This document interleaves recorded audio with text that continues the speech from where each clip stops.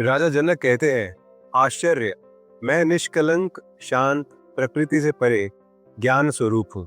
इतने समय तक मैं मोह से संतप्त किया गया। जिस प्रकार मैं इस शरीर को प्रकाशित करता हूँ, उसी प्रकार इस विश्व को भी। अतः मैं यह समस्त विश्व हूँ अथवा कुछ भी नहीं। अब शरीर सहित इस विश्व को त्याग कर किसी कौशल द्वारा ही मेरे द्वारा परमात्मा का दर्शन किया जाता है। जिस प्रकार पानी लहर, फेन और बुलबुलों से पृथक नहीं है, उसी प्रकार आत्मा भी स्वयं से निकले इस विश्व से अलग नहीं है। जिस प्रकार विचार करने पर वस्त्र तंतु मात्र ही ज्ञात होता है, उसी प्रकार यह समस्त विश्व आत्मा मात्र ही है। जिस प्रकार गन्ने के रस से बनी शक्कर उससे ही व्याप्त होती है, उसी प्रकार ये विश्व मुझसे ही बना है और निरंतर मुझसे ही व्याप्त है। आत्मा अज्ञानवश ही विश्व के रूप में दिखाई देती है। आत्मज्ञान होने पर यह विश्व दिखाई नहीं देता। रस्सी अज्ञानवश सर्प जैसी दिखाई देती है।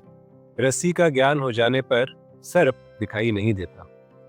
प्रकाश मेरा स्वरूप है, इसके अतिरिक्त मैं और कुछ नहीं हूँ। वह प्रकाश जैसे इस विश्व को प्रकाशित करता है, वैसे ही इस मैं भाव को भी। आश्चर्य, यह कल्पित विश्व अज्ञान से मुझ में दिखाई देता है, जैसे सीप में चांदी, रस्सी में सर्प और सूर्य किरणों में पानी। मुझसे उत्पन्न हुआ विश्व मुझ में ही विलीन हो जाता है, जैसे घड़ा मिट्टी में, लहर जल में और कड़ा सोने में विलीन हो जाता है। आश्चर्य है, मुझको नमस्कार है, समस्त विश्व के नष्ट हो जाने पर भी जिसका विनाश नहीं होता, जो तृण से ब्रह्मा तक सबका विनाश होने पर भी विद्यमान रहता है। आश्चर्य है, मुझको नमस्कार है, मैं एक हूँ, शरीर वाला होते हुए भी, जो न कहीं जाता है और न कहीं आता है और समस्त विश्व को व्याप्त करके स्थित है। आश्चर्य है, मुझको नमस्कार है, जो कुशल है और जिसके समान कोई और नहीं है, जिसने इस शरीर को बिना स्पर्श करते हुए इस विश्व को अनादि काल से धारण किया हुआ है। आश्चर्य है, मुझको नमस्कार है, जिसका यह कुछ भी नहीं है अथवा जो भी वाणी और मन से समझ में आता है, वह सब जिसका है। ज्ञान, ज्ञेय और ज्ञाता, यह तीनों वास्तव में नहीं है। यह जो अज्ञानवश दिखाई देता है, वह निष्कलंक मैं ही हूँ। द्वैत सभी दुखों का मूल कारण है। इसके अतिरिक्त कोई और औषधि नहीं है कि ये सब जो दिखाई दे रहा है, वह सब असत्य है। मैं एक चैतन्य और निर्मल हूँ। मैं केवल ज्ञान स्वरूप हूँ। अज्ञान से ही मेरे द्वारा स्वयं में अन्य गुण कल्पित किए गए हैं। ऐसा विचार करके मैं सनातन और कारण रहित रूप में स्थित हूँ।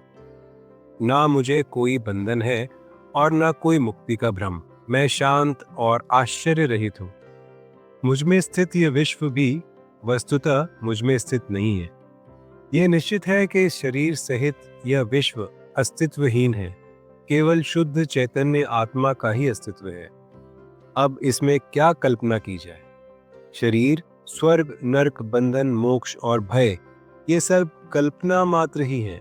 इनसे मुझ चैतन्य स्वरूप का कोई प्रयोजन नहीं। आश्चर्य कि मैं लोगों के समूह में भी दूसरे को नहीं देखता हूँ।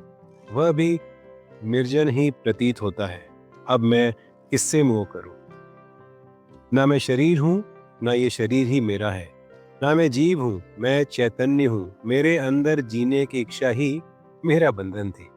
आश्चर्य, मुझ अनंत महासागर में चित्त वायु उठने पर ब्रह्मांड रूपी विचित्र तरंगे उपस्थित हो जाती है। मुझ अनंत महासागर में चित्त वायु के शांत होने पर जीव रूपी वणिक का संसार रूपी जहाज जैसे दुर्भाग्य से नष्ट हो जाता है। आश्चर्य, मुझ अनंत महासागर में जीव रूपी लहरें उत्पन्न होती हैं, मिलती हैं, खेलती हैं और स्वभाव में मुझ में प्रवेश कर जाती हैं।